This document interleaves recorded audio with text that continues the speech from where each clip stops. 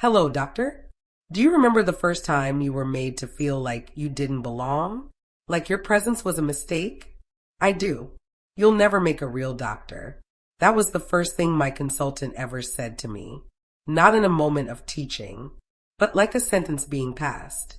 I was only 3 weeks into my internal medicine rotation, sleep deprived, hyper aware of every movement, still learning how to stand tall in my white coat. But each morning, I'd show up to rounds with a knot in my stomach, not from the workload, but from the fear of him. He didn't just correct me. He humiliated me, in front of nurses, in front of patients, in front of colleagues whose respect I desperately hoped to earn. One day, I couldn't recall the receptor type for a rare drug. He laughed, loudly, then turned to the whole team and said, "This is what happens when they let just anyone into medicine." And something in me folded. I stopped raising my hand, stopped volunteering answers, stopped trusting myself.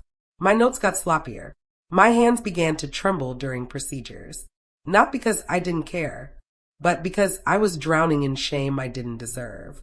Then one day, something small happened. A patient, gentle, quiet, pulled me aside.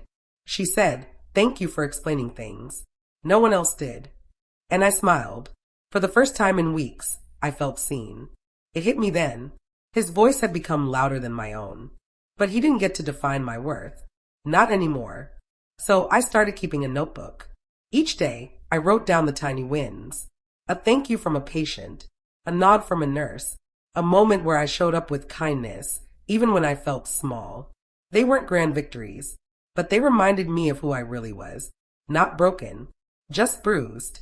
And if you're under someone right now who chips away at your confidence, please hear me. You are still learning, still becoming. And their cruelty, it says far more about them than it ever will about you. Your worth isn't up for debate. Not in front of a consultant, not on rounds, not in any hospital hallway. So take a breath. Hold on to your wins, no matter how small. And remember who you are outside their voice. And if you've ever survived a rotation that nearly stole your spirit, we want to hear about it. Send it to clinicconfessions@gmail.com. Your voice may help another doctor find their own.